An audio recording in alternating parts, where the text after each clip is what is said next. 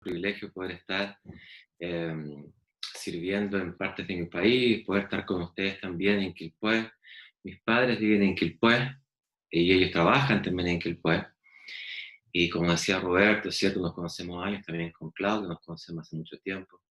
Así que un privilegio poder estar con ustedes y poder tal vez dialogar un poco acerca de esta temática que ustedes están planteando, que hablar acerca del Apocalipsis.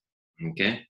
Yo lo que voy a hacer con ustedes hoy día, así en términos así muy generales, es comentar un poco acerca de la marca de la bestia. ¿Okay? Vamos a comentar un poco acerca de la marca de la bestia.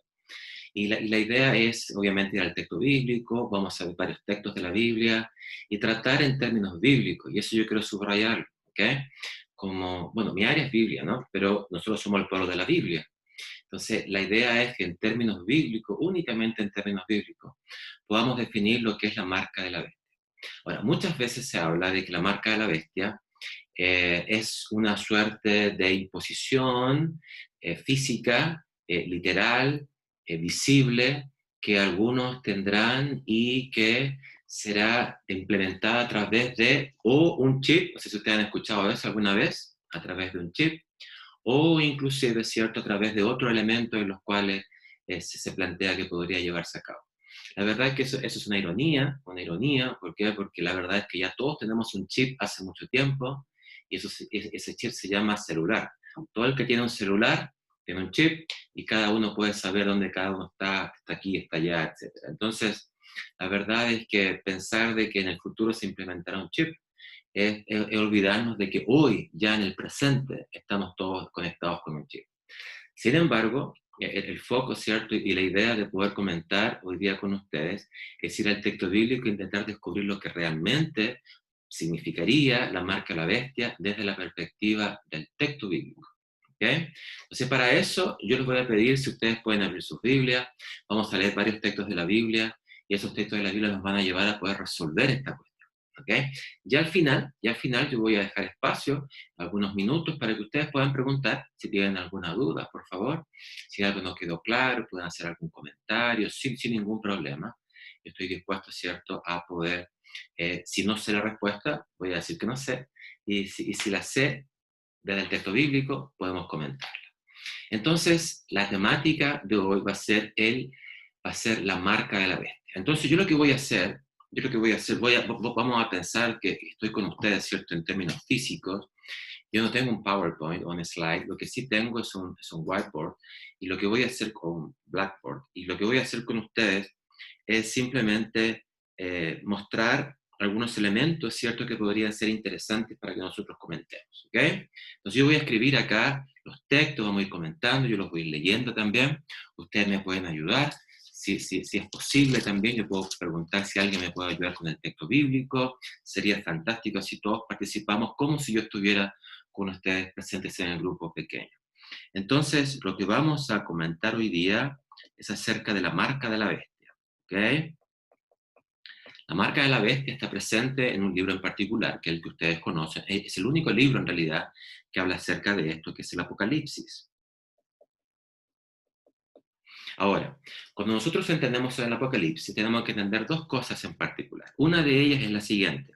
El Apocalipsis lo podemos dividir en dos. Lo podemos dividir en dos. Tenemos una parte acá, tenemos otra parte acá.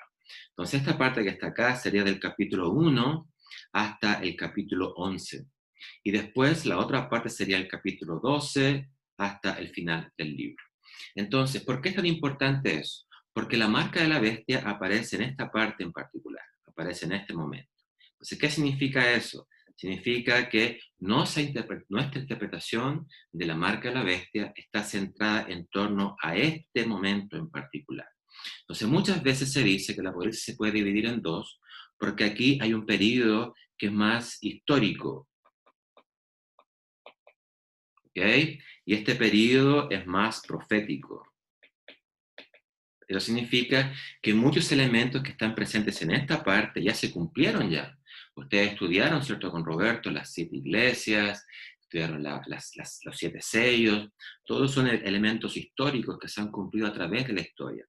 El capítulo 2 al 22 hay elementos históricos también que se han cumplido y muchos que se van a cumplir. Y uno de ellos es este. es la marca de la bestia. Ahora, esencial para comprender esto, la marca de la bestia, es ir al centro de lo que divide el capítulo 11 del capítulo 12, es decir, lo que divide esta parte histórica, esta parte profética, que es el capítulo 11, verso 19. Y el capítulo 11, verso 19, dice lo siguiente: y el templo de Dios fue abierto en el cielo, y el arca de su pacto se veía en el templo. Y hubo relámpagos, voces, truenos, un terremoto y grande granizo. Entonces, miren lo interesante de lo que estamos comentando. En 11:19, lo que se va a nombrar va a ser el templo, y lo que se va a nombrar es el arca. Ahora, en términos bíblicos, dentro del arca había lo que eran llamados, y lo que es llamado, los 10 mandamientos o las tablas de la ley. Entonces, ¿qué nos está diciendo el libro de Apocalipsis? Nos está diciendo que cuando nosotros vamos a entender esta parte profética, el templo y lo que representa, el sacrificio de Jesucristo, la intercesión de Jesucristo, el arca, y por esta razón los 10 mandamientos que estaban dentro del arca, van a ser un elemento esencial para entender lo que viene después. Entonces, pensemos, si el 11:19 es la introducción para esta parte profética, y los 10 mandamientos son esenciales para entender esta parte profética, esto quiere decir que de algún modo u otro, algunos elementos van a ser repetidos. Entonces, notemos que hay un texto que ustedes ya estudiaron ya, que es el capítulo 12, verso 17. Y en este 12:17 se habla acerca del remanente.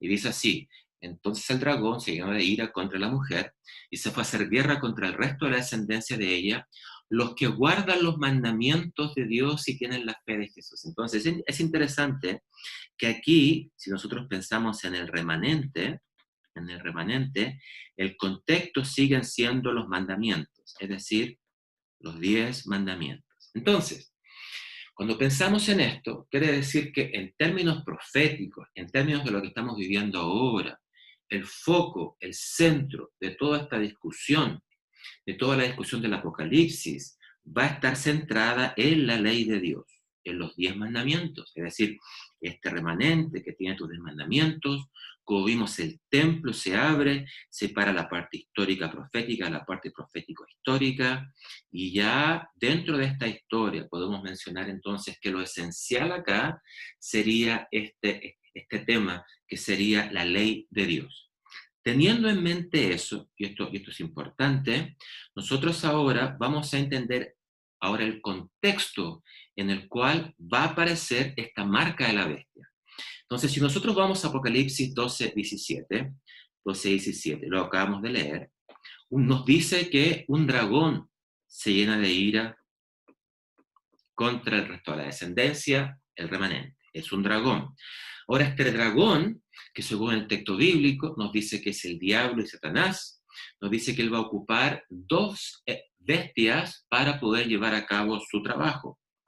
Una de ellas aparece en el capítulo 13:1, es una bestia que surge del mar, y después en el capítulo 13:11 hay otra bestia que surge de la tierra.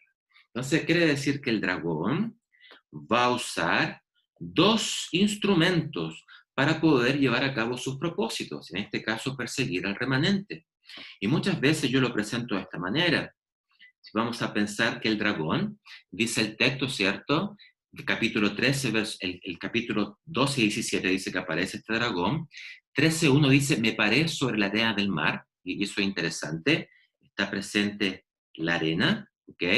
Y después surge del mar una bestia, del mar una bestia, y después surge de la tierra otra bestia.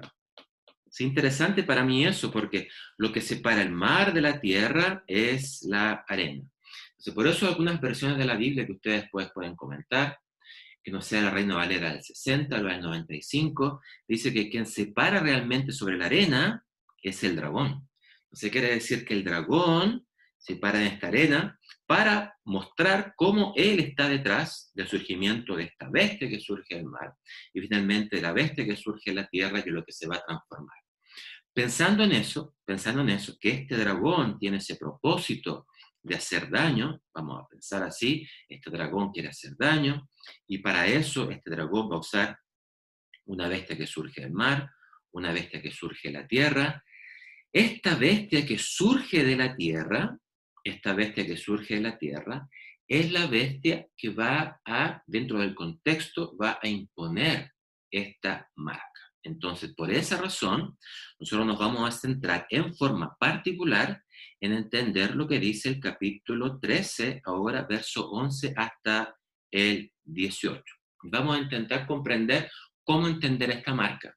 Entonces, el capítulo 13, verso 11, lo vamos a leer, dice así: después vi otra bestia que subía de la tierra y tenía dos cuernos semejantes a los de un cordero, pero hablaba como dragón. Entonces, si pensamos ahora, solamente estudiando el versículo 11, nos vamos a encontrar que esta bestia en algún momento hablará como aquella que la levantó, es decir, hablará como el dragón. ¿Ok? Hablará como el dragón. ¿Cuándo ocurrirá eso? Y aquí viene lo importante. En el versículo 12 ya nos comienza a decir cuándo ocurrirá eso. Y dice así: y ejerce toda la autoridad de la primera bestia en presencia de ella, y hace que la tierra y los moradores de la tierra adoren a la primera bestia cuya herida mortal fue sanada. Entonces, y eso es importante, porque dice que la herida de la primera bestia, que ustedes ya estudiaron ya, esa primera bestia es sanada. Entonces, la pregunta es, hasta ahora, ¿cierto? ¿Esa herida fue sanada? La verdad es que si nosotros vamos al texto bíblico, particularmente el capítulo 13, nos vamos a encontrar en el versículo 13 y 4 una sorpresa. Dice así: vino de sus cabezas como herida de muerte esta primera bestia, la que surge del mar, pero su herida mortal fue sanada y se maravilló toda la tierra en pos de la bestia. Y adoraron al dragón que había dado autoridad a la bestia, y adoraron a la bestia diciendo: ¿quién como la bestia y quién podrá luchar contra ella? Si ustedes se dan cuenta, en el capítulo 13, versos 3 y 4, está la herida de la bestia, pero dice que cuando esta herida es sanada, toda la tierra, dice, la adora. Y eso aún no ocurre. Eso aún no ocurre. Nosotros sabemos, ¿cierto?, que cuando esa herida va a sanar sin duda, pero ese evento aún no ocurre completamente, porque si ya hubiera ocurrido, usted y yo no estaríamos acá, estaríamos todos en otro lugar. ¿Por qué? Porque dice que el hecho de adorar a esa bestia estaría, ¿cierto?, ya proponiendo que nosotros no tenemos que adorar a algo que nosotros no queremos adorar. Y en este caso va a ser la bestia y el dragón. Entonces esta herida todavía no es sanada. Si fuese sanada dentro del contexto bíblico, eso todavía, ¿cierto? No estaríamos acá porque sería otro contexto. Entonces es importante pensar en aquello. Esto significa entonces que esta bestia va a hablar como dragón cuando la herida de la primera bestia sea sanada. Todavía no es sanada, entonces la bestia todavía actúa como un cordero, todavía no actúa como un dragón, todavía no actúa con ese espíritu, ¿cierto?, de persecución. Entonces todavía es un evento futuro. Ese evento va a terminar, sin duda. Nosotros creemos que el texto bíblico dice aquello, que esa herida de la primera bestia va a ser sanada, y cuando sea sanada, ahora esta bestia que surge de la tierra va a comenzar a hablar como dragón, porque va a comenzar a propender para que la primera bestia, ¿cierto?, sea adorada. Entonces, eso sería un primer elemento que tenemos que reconocer. Ahora, cuando vamos al verso 13, nos va a dar otro contexto para entender la marca de la bestia. Entonces, eso es importante. La marca de la bestia, entonces, va a ocurrir en un tiempo futuro cuando la herida de la primera bestia sea sanada. No olvidemos, ese es el contexto en el cual estamos pensando. Cuando la bestia comienza a hablar como dragón, aquel que la envía, eso todavía no ocurre. El contexto global son los 10 mandamientos, tampoco tenemos que olvidar aquello. Entonces, si vamos al versículo 13, dice así: también hace grandes señales, de tal manera que aún hace encender fuego del cielo a la tierra delante de los hombres. Entonces, aquí hay dos ejemplos importantes. Primero dice que hace señales, y segundo dice que hace descender fuego. Estos dos eventos son esenciales para que nosotros podamos ahora comprender un poco acerca de este contexto en el cual estamos presentes. Como ustedes ya han estudiado, el Apocalipsis usa muchas imágenes del Antiguo Testamento. Y cuando nosotros pensamos en las señales, tenemos que pensar en particular en un texto específico, que es Éxodo capítulo 7. En Éxodo capítulo 7, y nos vamos a centrar únicamente en los versos 10 al 12, ocurre algo que nos debe hacer pensar. Nos dice que cuando estaba Moisés presente enfrente de Faraón, él se presenta diciendo que tiene que dejar ir a su pueblo. Entonces Faraón está ya desde el primer momento, el Faraón, ¿cierto?, no quiere escuchar ni quiere dejar hacer eso. Aquí tengo, Entonces lo que va a pasar es no lo está siguiente. tachado eso. Lo que va a pasar es lo siguiente. Se va a lanzar él va a mostrar cierto poder de Dios para decir que él está con Dios, en este caso Moisés, ¿cierto? Y su hermano Aarón, van a lanzar una vara al suelo, ¿okay? Van a lanzar una vara. Entonces, esa vara sería como señales. Ahora, es interesante que el texto bíblico nos dice que los magos, ¿cierto? Aquellos que estaban con Faraón, hicieron señales también. Hicieron señales también, tanto así que también tiraron sus varas.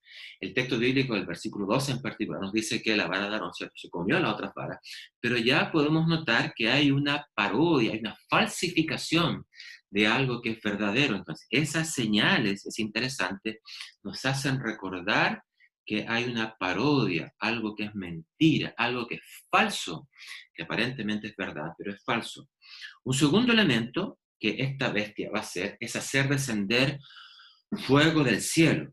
Y esta imagen nos recuerda una historia del Antiguo Testamento, que es Primera de Reyes, el capítulo 18, en particular el verso 38.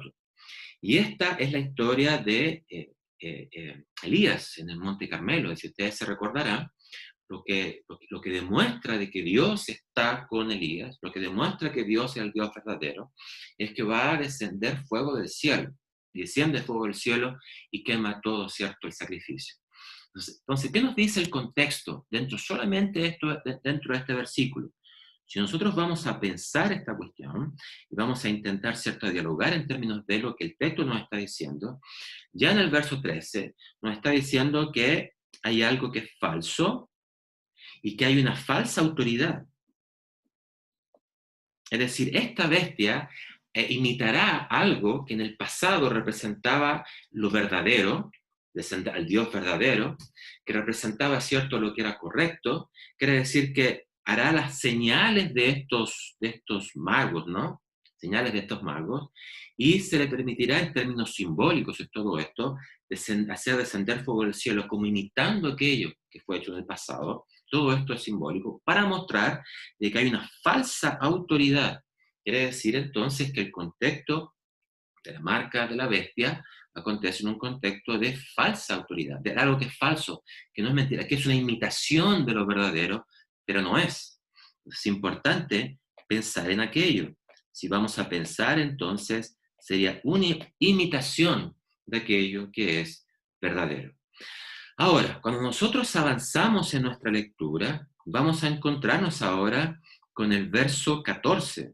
El verso 14 es un verso muy interesante y dice así: y engaña a los moradores de la tierra con las señales que se le ha permitido hacer en presencia de la bestia, mandando a los moradores de la tierra que le hagan imagen a la bestia que tiene la espada herida y vivió. Y aquí aparece, ¿cierto?, esta palabra que es una imagen. Ahora, si nosotros pensamos dentro de lo que el texto nos está diciendo, que hay una imagen, todo se puede complementar mejor cuando vamos al verso número 15. Mire lo que dice el verso 15. Y se le permitió infundir aliento a la imagen de la bestia para que la imagen hablase y se matara a todo aquel que no la adorase.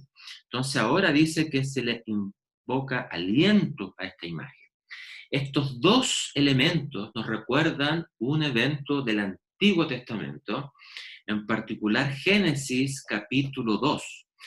Y en Génesis capítulo 2 lo que encontramos es cuando Dios crea al hombre a su imagen y semejanza y sopla en su nariz aliento de vida.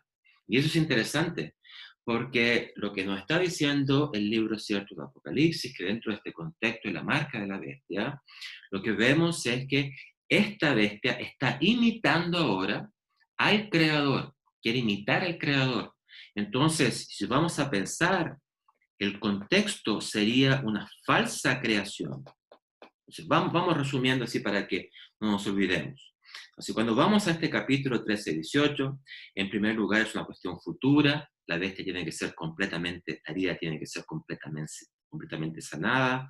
Cuando pensamos en términos de autoridad, es una falsa autoridad que está imitando el poder de Dios, no lo va a lograr por completo, obviamente nunca, pero es una imitación, quiere decir que el contexto de la marca tiene que ver con algo que es falso, y que tiene autoridad que no es la que da Dios, es una autoridad diferente, una autoridad, cierto, impuesta. Cuando pensamos en términos de lo que dice que es una imagen, le va a infundir aliento, vemos ahí que hay algo falso, pero el contexto es la creación, es una falsa creación porque hay un aliento, como acontece en Génesis capítulo 2. Quiere decir que la marca de la bestia está en un contexto de una falsa autoridad y una falsa creación.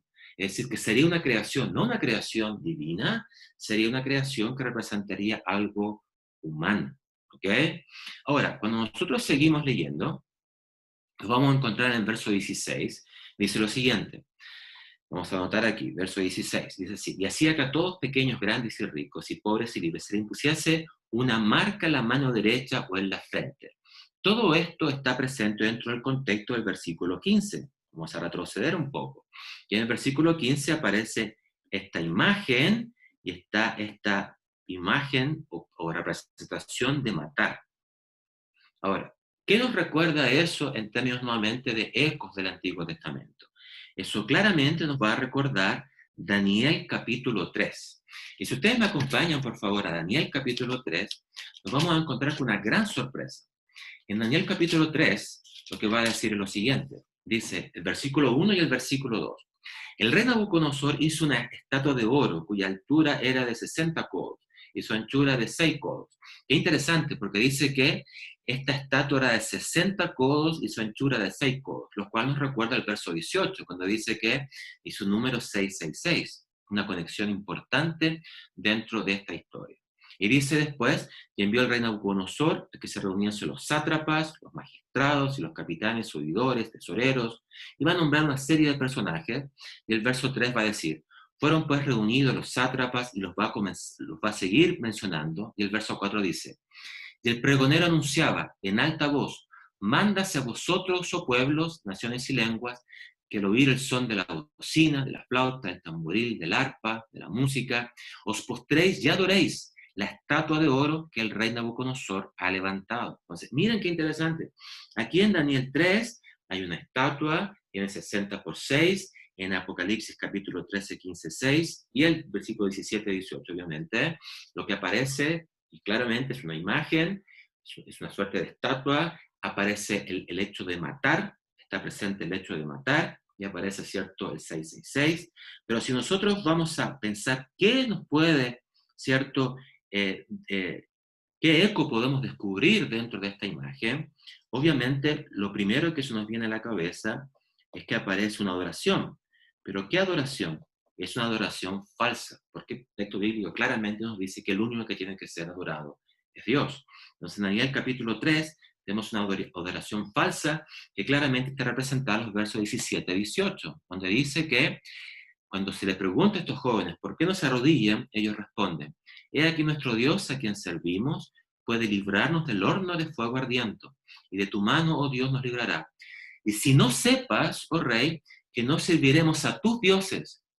Quiere decir entonces que esta imagen no solo representaba la autoridad de Nabucodonosor, también representaba a los dioses, por lo cual sería una falsa adoración. Nuevamente en Apocalipsis capítulo 13, verso 15 al 16, lo que vemos que hay que adorar esta imagen, o si no van a ser muertos. Nuevamente aparece esta falsa adoración. En otras palabras, lo que esta falsa adoración nos está diciendo, que este simplemente es una copia de algo que es humano, que no es divino. Es algo como el mismo hecho de la imagen que aparece en el libro de Daniel. Entonces, vamos ahora a reconstruir para llegar a lo que quería yo plantear, cómo nosotros podemos interpretar, ¿cierto?, este tema de la marca de la bestia. Entonces, vamos a pensar en lo siguiente, vamos a repetir. Entonces, tenemos a este dragón, ¿cierto?, que está sobre la arena, aparecen dos bestias, y va a usar una bestia en particular para llevar a cabo sus designios, que es la bestia de la tierra. Y eso está descrito en Apocalipsis capítulo 13, verso 11 al 18. Ahora, en el versículo 11 dice que en algún momento va a hablar como dragón. ¿Cuándo hablar como dragón? Cuando la primera bestia, esa herida sea sanada, es algo que todavía no acontece, eso va a acontecer en el futuro, con certeza va a acontecer. ¿Y cómo sabemos que todavía no acontece? Porque el texto bíblico nos dice que cuando acontezca todos la adorarán, y eso es algo que todavía no acontece en el mundo, ¿ok? Todavía no la adoran todos.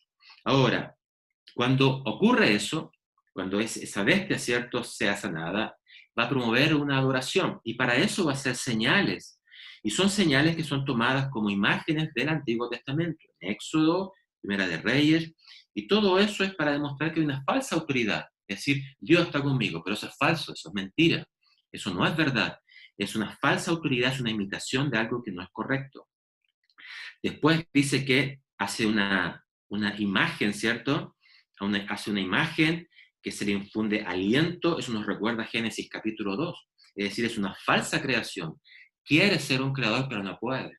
Se quiere decir que en el contexto de la marca de la bestia hay una falsa autoridad, hay una falsa creación, y sumamos también que hay una falsa adoración, porque aquel que no adora la imagen va a ser muerto, así como en Daniel capítulo 3. Pero el contexto claramente es que todo eso es una copia. Entonces, ahora teniendo en mente todos esos conceptos, ¿cierto? Vamos a ir nuevamente, vamos a retroceder, vamos a ir al capítulo 13, versículo 16 al 17, y va a decir así: y hacía que a todos, pequeños, grandes y ricos y pobres y libres y esclavos, se les pusiese una marca. Entonces, vamos a escribir acá, es el contexto anterior, vamos a entender lo que es marca. Dice que se pusiese una marca, dice que en la mano, y no cualquier parte de la mano, es la mano derecha, y dice también que se puso una marca en la frente. Eso es importante. Verso 17, y que ninguno pudiese comprar y vender, sino el que tuviese la marca o el nombre de la bestia o el número de su nombre. Entonces, qué interesante ahora es pensar que todo lo que ha venido anteriormente está dado en un contexto simbólico, y ahora va a aparecer esta imagen de la marca, imagen de la marca. Y la marca, ¿cómo es entendida? Es entendida cuando comprendemos todo lo que hemos dicho anteriormente. Entonces pensemos en lo siguiente. Primero, dice que la marca, en términos simbólicos, va a ser puesta sobre la mano y la frente, y no se va a poder hacer nada, comprar y vender, es una expresión, ¿cierto?, propia, de decir que es la vida normal de un ser humano, no se podrá tener una vida normal de ningún tipo, en particular económica. Todo lo que afecta a nuestra vida tiene que ver con la economía. Es cosa de ver nomás cómo están los países enfrentando esta pandemia, preocupados, ¿cierto?, la economía, aún aquellos que están con lockdown total, una preocupación grande de la economía, porque todo tiene que ver con la vida. El dinero, justamente, influye en nuestra vida. El hecho de que tengamos, ¿cierto?, esto estamos viendo con internet, porque lo estamos pagando. El hecho de que tengamos electricidad, porque la estamos pagando, estamos vestidos, estamos pagando, etcétera.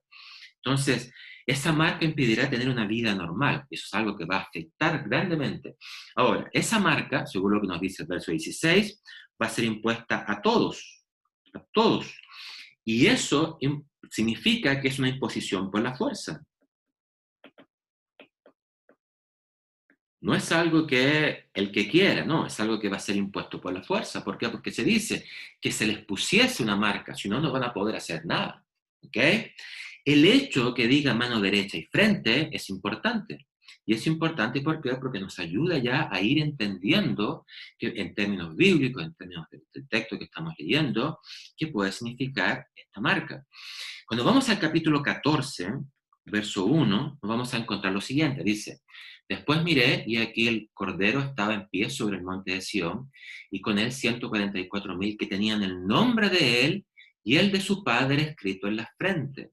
Entonces, es interesante que en el capítulo 14, verso 1, se habla acerca de otra marca que tiene el nombre de sello dentro del Apocalipsis, y aquí aparece claramente una cuestión que tiene que ver con el nombre en la frente. ¿Ok? Nombre en la frente. Y cuando nosotros vamos a Apocalipsis capítulo 1, y eso también es interesante plantearlo, capítulo 1, verso 16, dice que Jesucristo, el Hijo del Hombre, que estaba paseando en medio de los candelabros, en el capítulo 1, dice así, tenía en su diestra, es decir, en su mano derecha, 7 estrellas, de su boca salía una espada aguda de 2 filos, etc. Si después vamos, por ejemplo, al capítulo 5, verso 1, dice, y en la mano derecha el que estaba sentado en el trono, nuevamente, la mano derecha el que estaba sentado en el trono. Si vamos al capítulo 10, verso 5, dice, y el ángel que vi en pie sobre el mar y sobre la tierra levantó la mano al cielo. La verdad que ahí debería decir, el texto griego dice, la mano derecha levantó al cielo. Entonces, en cada uno de esos ejemplos, ¿cierto?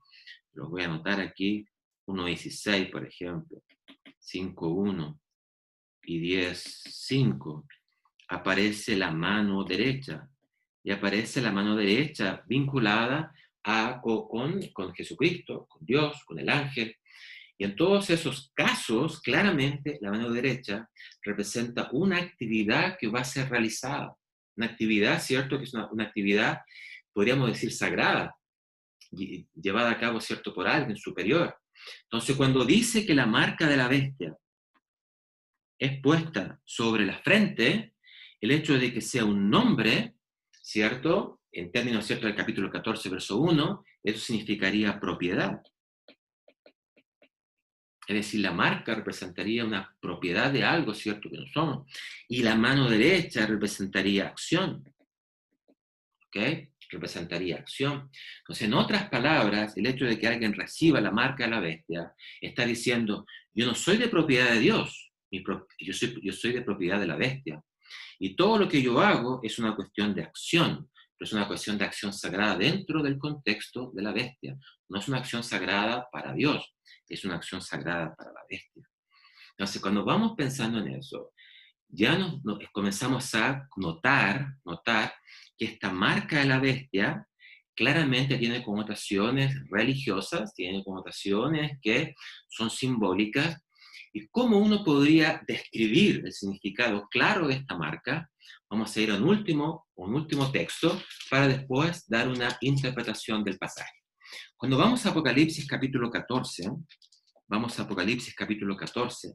En Apocalipsis capítulo 14, en el verso 6 y 7, nos vamos a encontrar cómo este primer ángel va a comenzar, ¿cierto?, a predicar, o está describiendo la predicación del Evangelio. Y este texto dice así, vi volar por el medio del cielo a otro ángel que tenía el Evangelio eterno para predicar a los moradores de la tierra, a toda nación, tribu, lengua y pueblo, que es un mensaje, es el Evangelio, diciendo a gran voz, temed a Dios y dadle gloria, interesante, porque la hora de su juicio ha llegado, y adorad a aquel que hizo el cielo y la tierra, el mar y las fuentes de las aguas. Ese contexto, aquí hay un contexto de juicio, que está vinculado claramente con el santuario, y hay un contexto que tiene que ver con la creación. Cuando nosotros vamos, ¿cierto?, al libro de Éxodo, nos vamos a encontrar que cuando describe lo que dice este texto, dice el cielo, la tierra, el mar y las fuentes de las aguas, nos recuerda claramente al sábado. Es cosa simplemente de ir a Éxodo capítulo 20, verso 11. Entonces quiere decir que dentro de esta predicación de este primer ángel, lo que está diciendo es lo siguiente: hay un juicio que ya comenzó, ¿cierto? Dentro del contexto del santuario va a comenzar para él, ya comenzó para nosotros, estamos en contexto del santuario, está el aspecto de la creación, pero esta creación es verdadera, no es falsa, y lo que nos recuerda es que los elementos como describe esa creación tienen relación con el día sábado, como Apocalipsis 22, 20, 11, claro, porque el cielo, la tierra, el mar y las aguas, todo aquello está dentro del mandamiento de Éxodo capítulo 20, 11. Entonces, ¿qué podría significar todo esto en términos de la marca de la bestia? Entonces, si yo pudiera resumir acá, vamos a pensar en la marca. Entonces, la marca, en primer lugar, está dada a un contexto futuro. Va a ocurrir, pero es un contexto futuro. Segundo, tiene un contexto que está dado con una falsa autoridad. Es algo que Dios no dio, es una mentira. Es algo que nos va a recordar una falsa creación. Dios no creó en ese día. ¿Ok? Y es una falsa adoración.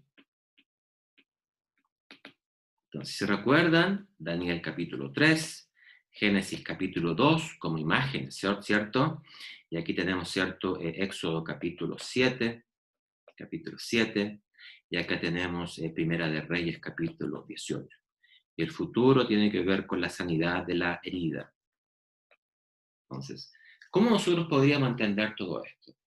Lo tenemos que entender de la siguiente manera, Tenemos que decir de la siguiente manera. Dentro del contexto bíblico, la predicación apunta hacia la creación y apunta hacia un día en particular. ¿Y cómo sabemos? Podemos tener certeza de aquello. Porque en el capítulo 11, verso 19, ¿qué se abrió en el cielo? Se abrió el santuario. Y estaba el arca. Y dentro del arca estaba el sábado, estaban los mandamientos. Entonces, el foco sería los mandamientos.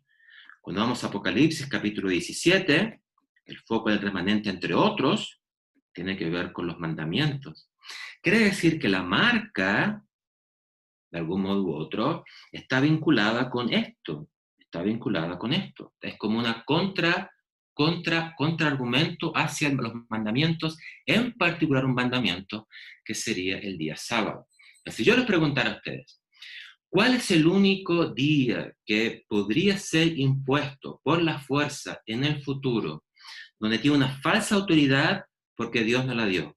Donde se recuerda a un falso creador porque Dios no creó, no descansó en ese día de la creación. Y se habla acerca de una falsa adoración porque Dios no nos invita a adorar en ese día. Si nosotros tomamos todos estos elementos en particular, nuestra conclusión podría ser la siguiente: que esa marca de la bestia significa que es la imposición por la fuerza en el futuro que se hará, para que representa que todos aquellos que no adoren a Dios en el día domingo. Eso en términos bíblicos podemos verlo. En términos bíblicos podemos ver ese ejemplo. Y todo eso está en contraposición con lo que predica el remanente, que es el primer mensaje angélico, que es adorar al Creador, que representa el sábado. Esto es la verdad y esto es la mentira. Ese domingo no es algo ahora, es algo que todavía no ocurre, porque la herida todavía tiene que ser sanada, es una imposición futura, es una imposición que va a ocurrir con certeza, va a ocurrir, y el escenario se está preparando, se va a preparar, eso es algo que Dios solamente sabe, pero esto va a ocurrir en un momento futuro. Eso significa entonces que la marca es una cuestión simbólica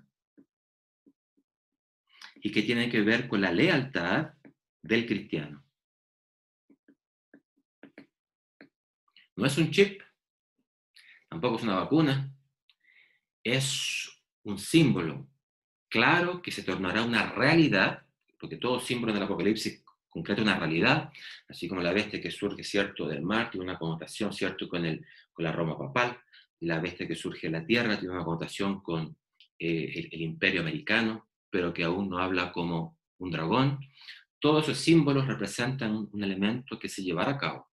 Y la marca claramente representa una imposición por la fuerza que se hará en el futuro, en este combate, en este gran conflicto entre la verdadera adoración y la mentira. Y eso se concreta en un día en particular, y ese es el día domingo. Entonces, ¿cómo yo podría terminar esta reflexión? La podría terminar de la siguiente manera. Vamos a ir, ¿cierto?, a Apocalipsis capítulo 14. Apocalipsis capítulo 14.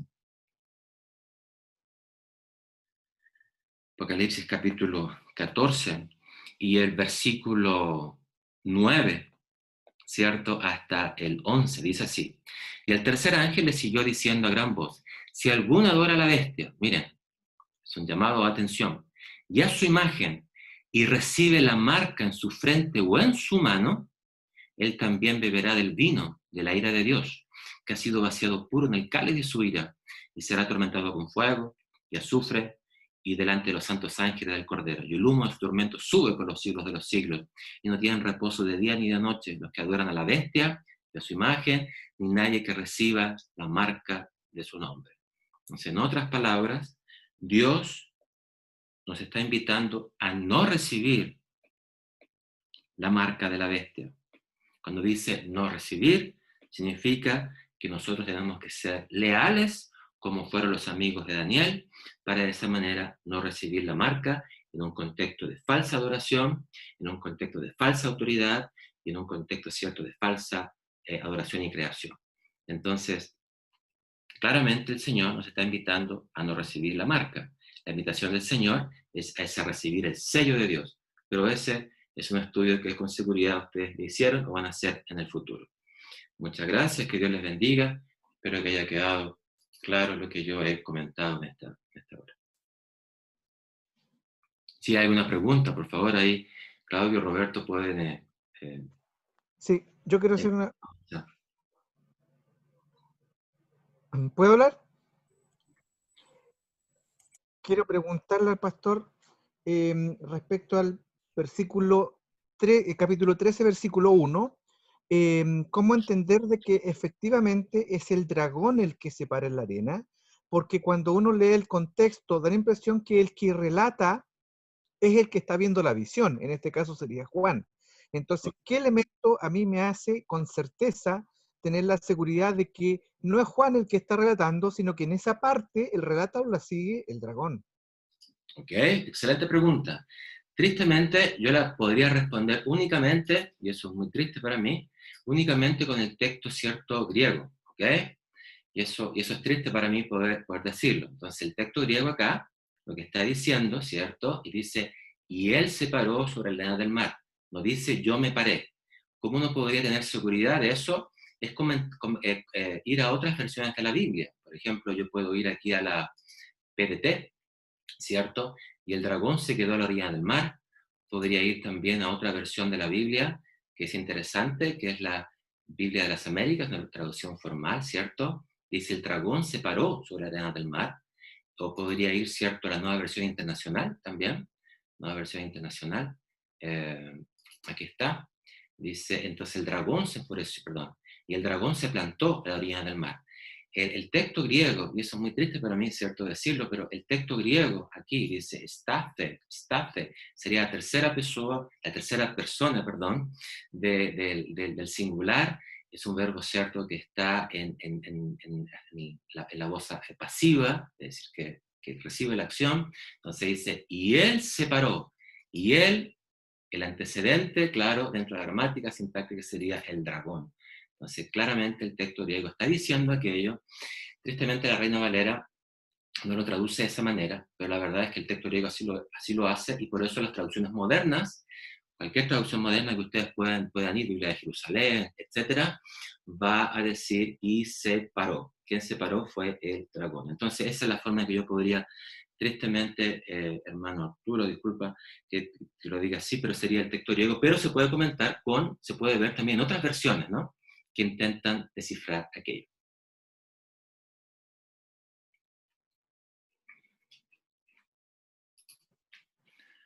¿Ok? ¿Alguna otra pregunta? Yo, pastor. Vamos. Mira, ahí nosotros tenemos la información bíblica de que hay pueblo del Señor que está en otro redil y que en el tiempo al fin van a venir, ¿cierto?, al redil del Señor, no a su pueblo. Pero tenemos antecedentes bíblicos para decir lo siguiente, de que hay pueblo que está en estos momentos en el redil y que podría recibir la marca de la bestia. ¿Por qué digo esto? Porque claro, porque en el pasado cuando nosotros pensamos en Daniel y los 3 amigos, ellos fueron fieles, pero se cuenta la fidelidad de ellos, no del resto de los que entraron. En tiempo de Elías, cuando desciende fuego, el Señor le dice, hay 7,000 que no han doblado sus rodillas. O sea, había una tremenda multitud que sí está dispuesto así a doblar sus rodillas, ¿no? Tenemos antecedentes bíblicos para decir que en el tiempo del fin, así como hay gente, ovejas que están en otro redil y que tienen que venir, hay ovejas o lobos que están aquí y que podrán ser parte, ¿cierto?, del del grupo que van a recibir sí la marca de la bestia? Bueno, lo que podemos ver, por ejemplo, en los discursos de Jesucristo, si ustedes me acompañan, por ejemplo, solo como ejemplo en Mateo capítulo 13. En Mateo capítulo 13 nos vamos a encontrar un grupo de parábolas. Jesucristo va a contar varias parábolas dentro de este capítulo, y hay una en particular que nos debe siempre llamar la atención y es bueno estudiarla, ¿cierto?, en la iglesia, etcétera, que es la parábola de la cizaña, la parábola de la cizaña que comienza en el verso 24. Y es interesante porque dentro de esta historia, el foco es un foco que tiene que ver con el tiempo del fin. Y eso es interesante, ¿no? Nosotros a veces no lo planteamos de esa manera. En el capítulo 13, por ejemplo, cuando Jesucristo comienza a explicar esta parábola, dice el versículo, por ejemplo, 40, de manera de como se arranca la cizaña y se quema en el fuego, así será en el fin del siglo. Enviará el Hijo del Hombre a sus ángeles y recogerán de su reino a todos los que sirven de tropiezo, de los que hacen iniquidad. Entonces, es interesante que está hablando acerca de este mundo, que Jesucristo sembró, ¿cierto?, la buena semilla, pero hay un grupo, ¿cierto?, que es la cizaña, y ese grupo será separado en el fin del tiempo por Jesucristo mismo. Hay otro pasaje, nuevamente en Mateo. Si nosotros vamos a Mateo capítulo 24, nos vamos a encontrar también con algunas sorpresas, ¿no? Como por ejemplo que Jesucristo claramente en el capítulo 24 va a decir que no seamos engañados.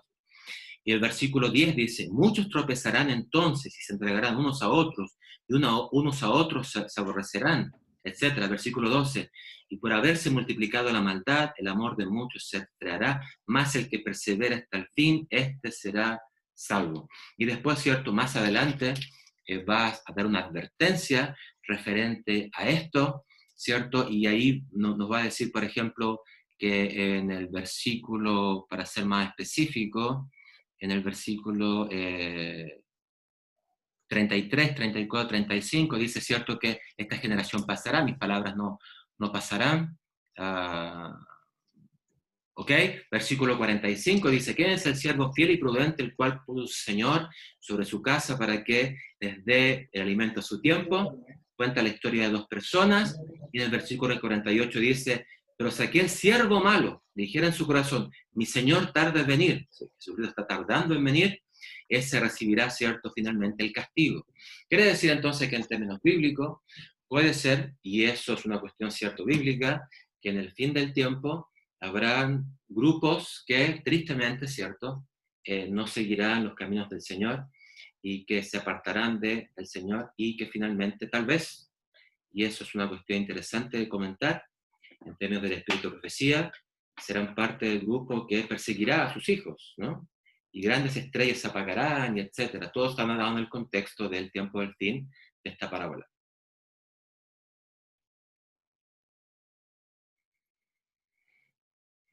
Muchas gracias.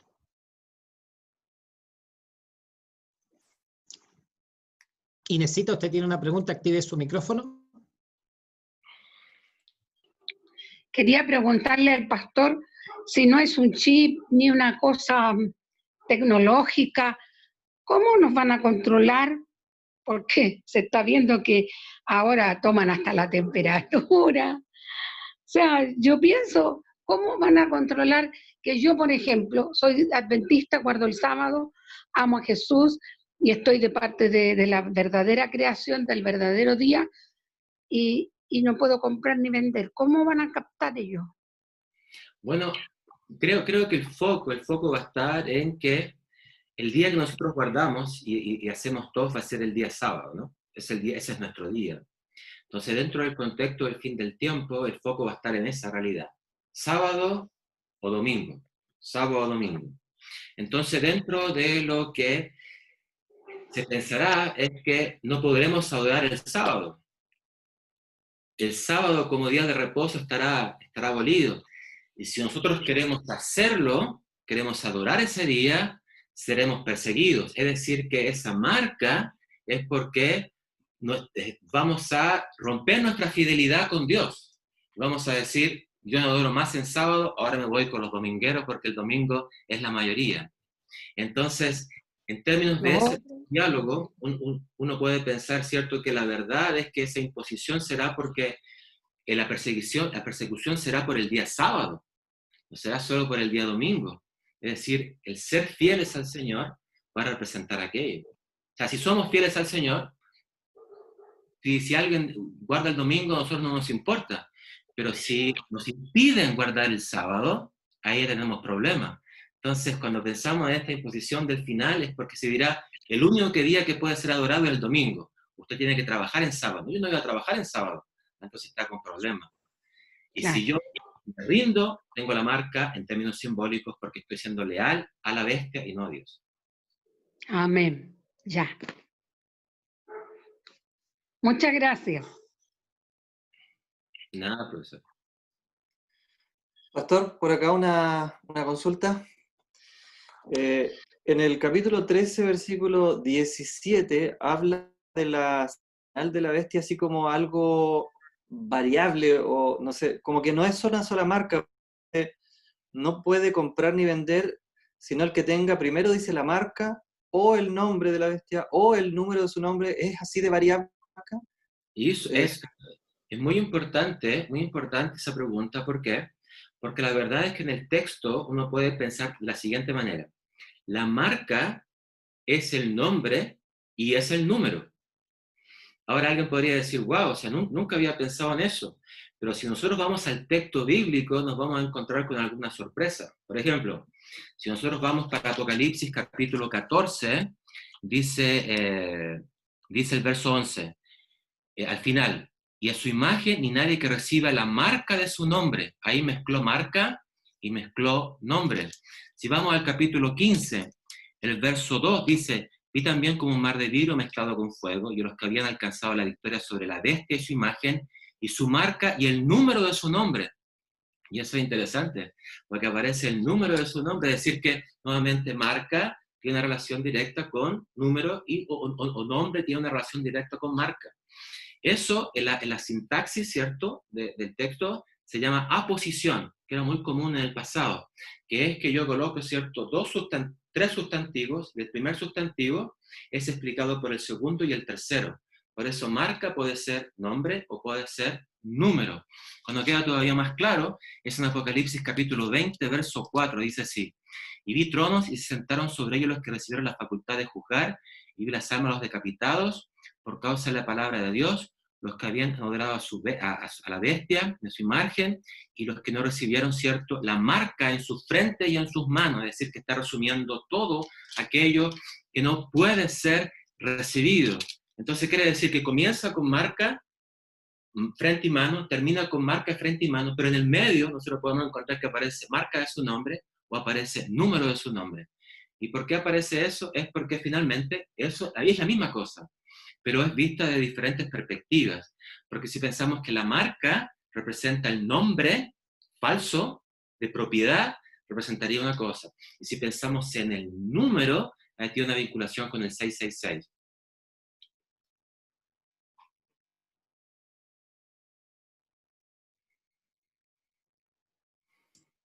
Gracias. Pastor, por mucho tiempo, nosotros como adventistas, yo me acuerdo de mi juventud, la adolescencia, cuando empezamos a estudiar Apocalipsis, el número de la bestia nosotros lo asociábamos y se nos enseñó así, Vicarious Fidei, ¿no? Y usábamos como caballito de batalla ese nombre y lo dejamos de usar porque no tenía sustento bíblico. Es así, ¿cierto, pastor? Claro, lo que pasa es que cuando vamos a Apocalipsis capítulo 13, verso 18 dice, acá hay sabiduría y que tiene entendimiento, cuente el número de la bestia. Entonces ese cuente, algunos lo interpretan como algo literal, pero hay un problema en eso. ¿Por qué? Porque en términos del texto en general, el contar está dado en términos simbólicos. ¿Por qué? Porque cuando, por ejemplo, vamos al capítulo 11 del libro de Apocalipsis, y dice, verso 2, pero el patio que está fuera del templo déjalo aparte y no lo midas. No está hablando acerca de un santuario físico, está hablando acerca del santuario de las personas, hay todo un símbolo detrás. Entonces, cuando pensamos en la palabra cuente, tenemos que razonar y pensar que la verdad es que cuente, dentro del contexto, tiene que debe ser entendido en términos simbólicos, ¿ok? Ahora, ¿hay algún otro lugar en el Nuevo Testamento donde aparezca la palabra cuente? ¿Sí? Está en Lucas capítulo 14. En Lucas capítulo 14 nos encontramos con una parábola. Y eso es importante porque las parábolas no son literales, las parábolas son simbólicas también. Y en esta parábola nos encontramos una parábola del discipulado, lo que cuesta seguir a Cristo, ¿no? Y acá dice el verso 31, ¿o qué rey al marchar a la guerra contra otro rey no se sienta primero y considera, dice la versión, pero la verdad es que el texto griego dice y cuente si puede hacer guerra, ¿no? Si puede hacer guerra contra el otro. Y eso es interesante. ¿Por qué? Porque ahí dice considera, y esa es la traducción correcta, por eso es un contexto simbólico. Entonces, cuando vamos a Apocalipsis 13:18, la mejor traducción podría ser, el que tiene entendimiento considere el número de la bestia, considere qué significa este número, porque este número es número de hombre, y su número es 666. Entonces quiere decir que la consideración no está dada en términos de la gematría, que es llamado, ¿cierto?, que es contar esto, las letras, cada letra representa un número para llegar, ¿cierto?, al vicario filideis, u otros nombres también, sino que el texto está hablando en términos simbólicos. Y ese 666 nos recuerda, es un eco de Daniel capítulo 2, de esta imagen que era 60 por 6, que representaba a los falsos dioses, por lo cual el 666 representaría la falsa adoración también, es la falsa adoración numérica dentro de este contexto. Entonces no podría ser una relación directa, ¿cierto?, con el vicario. Ahora, eso no significa, y eso hay que subrayarlo, ¿no? No significa que nosotros estemos abandonando el hecho de que pensemos que es Roma papal. No, seguimos pensando que la bestia es Roma papal. Es una institución. Pero no podemos probarlo a través de un detalle que en términos históricos es muy difícil de probar. Y en términos del texto bíblico es muy difícil, ¿cierto?, de decir que es así. Pregunto. Uh-huh. Tal como decía Robertito, uno de chica, bueno, yo entré de 25, 26 años a la iglesia, pero en pañales estaba yo cuando entré a la iglesia en el sentido espiritual. Me enseñaron eso. Y resulta que si uno lo piensa, ¿de dónde va a salir la ley dominical? En la Roma papal. ¿A quién se la va a dar? A Estados Unidos. ¿Y quién usurpó el nombre de Cristo? El Papa. Se hace llamar vicario, se hace llamar intercesor, intermediario. Entonces es como difícil separarlo. Pero yo pienso también a la vez, y me pregunto, y se lo pregunto a usted, si la persona que en estos momentos tiene el gorro del Papa no es el diablo, él no es. ¿Es todo el sistema? Eso, la verdad es que nosotros tenemos que pensar así. Todo el imperio, en este caso sería el imperio, ¿cierto?, romano, no el romano sacrosanto, el romano papal, todo el imperio está corrompido y todo el imperio propende a una falsa ideología, eso está claro.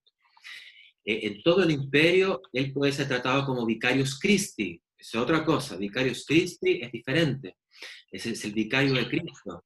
Para todo aquello, para nosotros demostrarlo, no lo demostramos con el 666, nosotros lo demostramos en términos históricos, en términos bíblicos, yendo ¿a dónde? A Daniel capítulo 7 y Daniel capítulo 8, donde aparece el cuerno pequeño. El cuerno pequeño intenta cambiar los tiempos de la ley, etc. Es decir, que nuestra construcción de esta bestia no se basa en un contar un título que ahora no existe y ya es difícil saber si existió realmente, porque se piensa que quizás no existió, pero sí podemos definir y claramente decir que la corrupción está en esa bestia, en ese grupo, en esa institución, como ideología. Eso no significa que todas las personas, y eso es importante subrayarlo, ¿no?, que todos nuestros amigos católicos, y eso es importante subrayarlo, todos nuestros amigos católicos, amigos que hemos tenido, ¿no? Entonces, por ejemplo, Pueden haber, bueno. Claro, exactamente. Entonces no podemos confundir todo. Una cosa es la ideología, una cosa es el imperio del mal, ¿no? Pero la otra es pensar que cada individuo es malo. Tanto así que en Apocalipsis capítulo 18, verso 4, Dice. salid de ella, pueblo mío, ¿no? Gracias.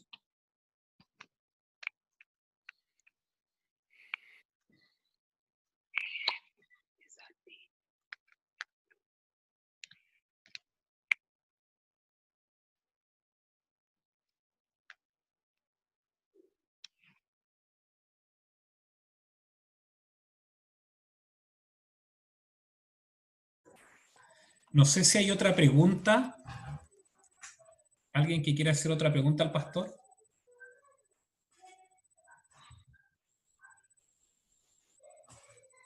Yo tengo una pregunta. ¿Puedo?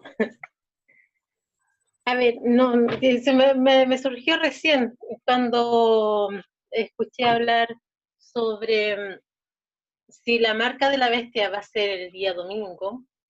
También Dios dice que todo va a haber que no solamente tiene ovejas en diferentes rediles. Entonces, si en esos diferentes rediles también adoran en día domingo, entonces, ¿cómo va a sacar de esos rediles si adoran a la bestia adorando el día domingo? Es una ¿Quién? cosa así. No, muy bien. El tema es el siguiente. Cuando vamos a Apocalipsis capítulo 14, nos encontramos con estos tres ángeles. Es la predicación que se está dando. Inclusive comienza diciendo el versículo 9, si alguno adora, es como decir, tienes que decidir, ¿te quedas con esto o vas al Dios verdadero? Entonces, llegará un momento de la historia, y eso es importante comprenderlo, llegará un momento de la historia cuando todos nosotros tendremos que decidir, aquellos que no han decidido, aquellos hermanos y amigos sinceros que están en iglesias que guardan el domingo, gente querida, gente amada, gente que es muy buena, de buen corazón, gente que sirve a Dios de todo corazón, pero que todavía no han despertado a esta realidad, ellos tendrán, cierto, que en algún momento tomar esa decisión. Por eso el capítulo 18 es tan importante, porque dice que se suma otro ángel, que es llamado el último clamor, el fuerte clamor, el último pregón, el fuerte pregón, cuando dice, ha caído Babilonia, es claramente está diciendo, decidan, decidan, decidan. Y dice, verso 4, salid de ella, pueblo mío, para que no seáis partícipe de sus pecados. Entonces, cuando pensamos en este tema del domingo, no tenemos que pensar que es ahora, todavía no ocurre aquello. ¿Por qué? Porque la bestia aún no se sana completamente y Estados Unidos aún no habla como dragón, totalmente. Todavía apela a la libertad, ¿no? Entonces llegará un momento en que eso no ocurrirá. Y ahí se impondrá por la fuerza, se impondrá, ¿cierto?, sin que uno lo desee. Entonces ahí es cuando alguien tendrá que decidir, ¿a quién sigo? ¿Sigo a Dios o sigo a la bestia? ¿Guardo el día de Dios o guardo el día de la bestia? Entonces todos esos amigos que tenemos, yo también tengo amigos, ¿no? Amigos queridos, y de hecho uno me escribió hace poco para saber si yo estaba bien, como yo estoy en Brasil ahora y en Brasil la cosa, ¿cierto?, de pronto está un poco, especialmente las personas piensan que está muy mal, ¿no? No estamos tan mal. Y entonces me escribía diciendo, ¿estás bien? Estoy preocupado por ti. Y él es un amigo presbiteriano, igual que el domingo. Entonces, llegará un momento en la vida el que él y muchos tendrán que decidir esto o esto. O sea, no es que ahora sea el momento, pero llegará el momento en que tendremos que decidir y que muchos más tendrán que decidir. Entonces ahí nadie podrá decir yo no sabía. Llegará un momento en que todos lo sabremos. Ok, gracias, gracias. Yo tengo una pregunta, ¿se puede todavía? Sí, claro. Hola, hermano Claudio, gracias por la invitación. Profesor Carlos, muy amable, gracias. Mi nombre es Carolina. ¿Sabe? Yo tengo una duda respecto al mensaje del ángel. Es que mi duda es porque dice que tenía el evangelio eterno para predicarlo a los moradores de la tierra, a toda nación, tribu, etc. Y después dice, temed a Dios y darle gloria porque la hora de su juicio ha llegado. Entonces, mi duda es, ese mensaje ya se tiene que impartir, porque el evangelio para mí es que Cristo murió por nosotros, por nuestros pecados, ¿cierto? Y que tenemos salvación en Él. Eso es el evangelio. Pero el juicio es otra cosa. Entonces, ahí tengo la duda porque tendremos que ser así como Juan el Bautista, así como, como así, en ese, no sé, como efusivos en eso del juicio, o nos quedamos con este mensaje del evangelio de que Dios nos va a salvar, o sea, tenemos que tenerlo como nuestro amigo, nuestro salvador, nuestro todo. Siempre tengo la duda con eso. Si usted me lo puede aclarar, por favor, muy amable. Sin duda, el tema es el siguiente, cuando dice, ¿cierto?, la hora de su juicio ha llegado, es porque el juicio de Cristo ya comenzó, y eso es importante. Entonces, Ya. es el juicio de Cristo, es el juicio que ya comenzó. Nosotros creemos que comenzó en 1844, ¿Y por qué en esa fecha? Porque la profecía de Daniel así lo dice, 2300 tarde y mañana, luego el santuario será purificado. Quiere decir que un juicio que está presente, estamos predicando aquello, pero ese juicio no hay que olvidarse que está teñido con el Evangelio, es decir, eso es verdad. No es un juicio así que tenemos que estar así con miedo. Si estamos cubiertos de la sangre de Cristo, eso significa, ¿cierto?, que podemos estar en paz. Sin embargo, es bueno recordar que hay un texto muy querido por todos nosotros los cristianos, que es San Juan capítulo 3, verso 16, ¿cierto? San Juan, verso 16, dice así: porque de tal manera amó Dios al mundo, lo conocemos, un texto maravilloso. Sí. Sin embargo, si seguimos leyendo, dice así, versículo 17, porque no envió Dios a su Hijo a condenar el mundo, sino para que el mundo sea salvo por él. El que cree en él no es condenado, pero el que no cree ya ha sido condenado porque no ha creído en el Hijo unigénito de Dios. Entonces, nuestro mensaje no es solo un mensaje de amor, es un mensaje también de juicio, porque Cristo mismo está diciendo que su mensaje es un mensaje de juicio. Y eso queda claramente especificado en el capítulo 5 del libro de San Juan, cuando nos encontramos, ¿cierto?, que dice el verso 27. Y también, verso 26 dice, porque como el Padre tiene vida en sí mismo, así también ha dado al Hijo tener vida en sí mismo. Y también le dio autoridad de hacer juicio, por cuanto es el Hijo del Hombre. Quiere decir entonces que el verso 27 claramente está diciendo que el Hijo también puede hacer justicia y también puede hacer juicio. Entonces nuestro mensaje es un mensaje de decir, el juicio comenzó, no es un juicio final, el juicio comenzó ahora. Acepten a Cristo. Si estamos en Cristo, sin duda vamos a estar bien. Si nos alejamos de Cristo, vamos a tener problemas. El centro siempre va a ser el Evangelio eterno, es decir, esa predicación de buenas nuevas. No es una cuestión simplemente de yo pensar que yo, porque soy bueno, me voy a salvar. No, siempre va a ser Cristo. Y es el que me permite ir a través del juicio. Muchas gracias. Pastor, Francisca tiene una consulta. Francisca, ¿las hace audible o yo la leo? Es que, por favor, porque estoy sin voz. Ah, ya. Pastor, dice así, Francisca, yo quiero preguntar, es que el pastor dijo que hay que seguir el día sábado, el cual yo respeto, pero por trabajo en salud, atiendo pacientes a diario. Ahí siento que no sigo ese mandamiento al 100%. Ok, bueno, es una pregunta de corte ético. Como toda pregunta de corte ético, uno tiene que plantearla de la siguiente manera. En primer lugar, tenemos, ¿cierto?, el llamado de Cristo que nos hace a todo el mundo a ser fieles. ¿Okay? Eso es la primera cosa, ser fieles. Lo segundo es que dentro del contexto de salud, yo sé que existen turnos, ¿no? Mi esposa es matrona, así que sé bien eso. Existen turnos, ¿no? Dentro de esos turnos yo sé que hay turnos que son fijos. No sé cuál es la orientación de la iglesia ahora. Hay un documento nuevo, ¿cierto?, en el cual también yo tuve alguna participación. Ese documento está diciendo lo siguiente: nosotros como cristianos, y si trabajamos en el área de la salud, estamos cumpliendo el mandamiento de salvar y ayudar a aquel que sufre. Yo creo que todos estamos conscientes de aquello, ¿ok? Son áreas técnicas, no un área, ¿cierto? Por ejemplo, arquitectura no se puede esperar para otro día, o alguna ingeniería puede esperar para otro día, pero áreas que son áreas de la salud, bueno, es servir y ayudar a aquel que sufre, sacar la oveja que está en el pozo y ayudarla a que pueda salir para que pueda ser sanada. Entonces sería eso un contexto interesante que la iglesia plantea. Sin embargo, siempre se motiva que si es posible, y eso es lo que hacía mi esposa, ¿no?, tratar de cambiar ese día, ¿ok? Obviamente siempre hay emergencias, y eso yo lo entiendo. Ahora mismo estamos en una emergencia mundial, y nuestros médicos están trabajando todos los días.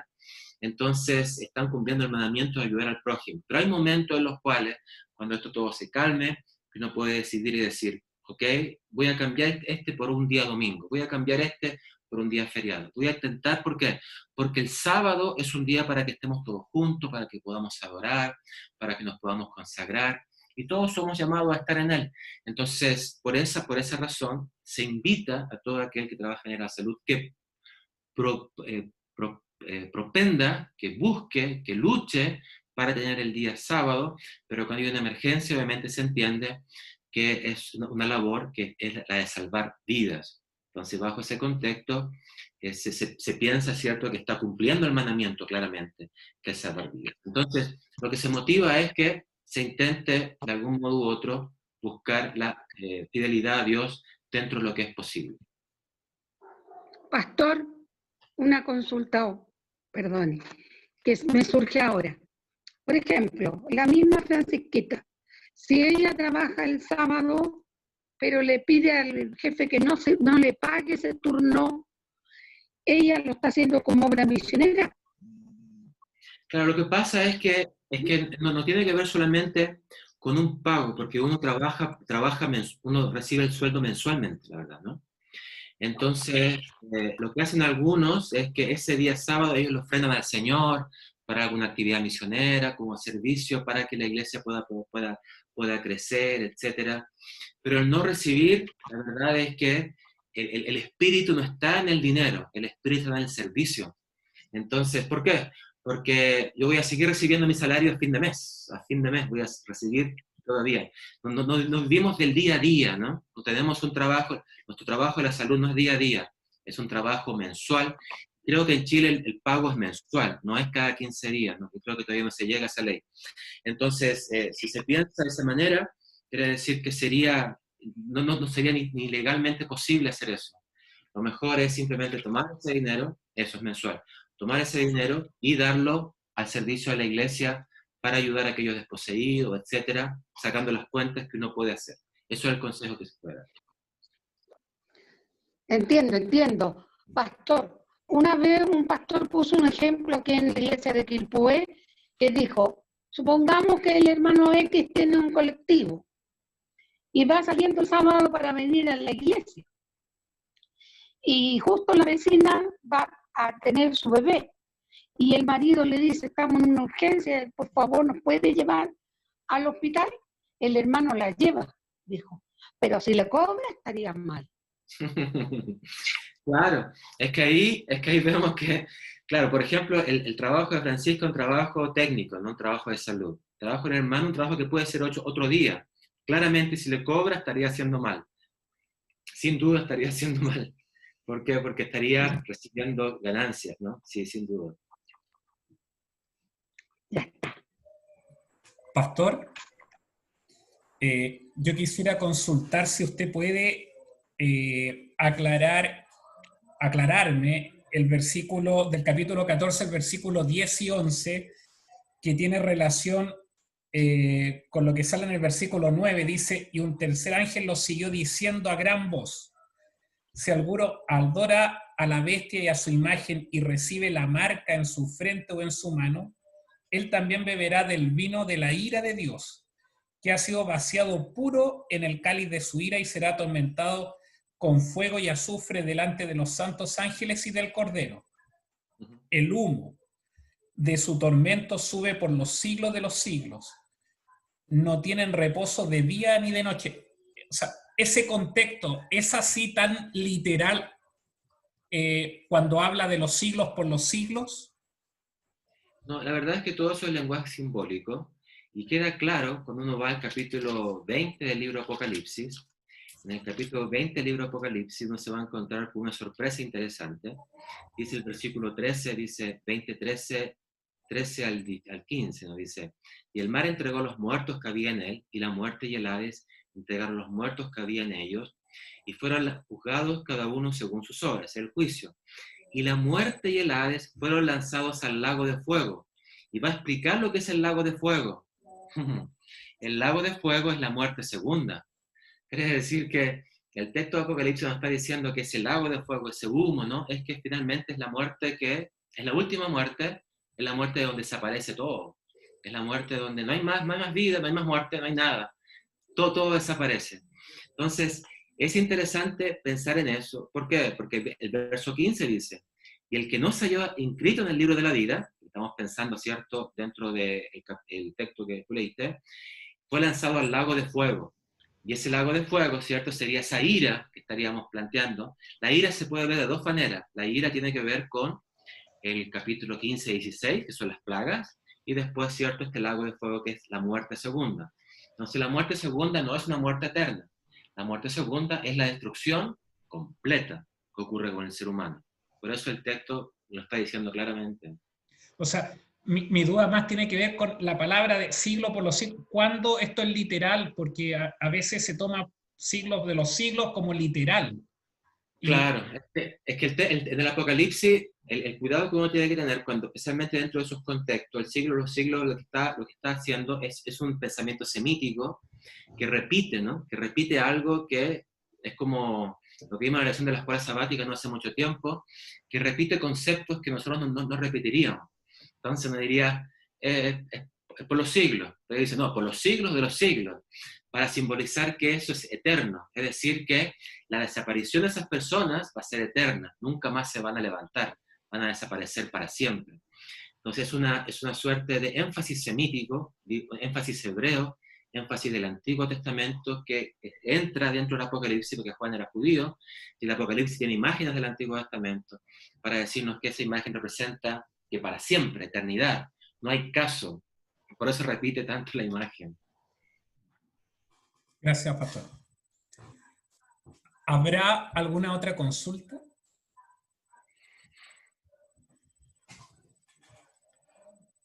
Si no hay... No. No, parece que no hay más consulta, pastor. Entonces vamos a agradecerle por el tiempo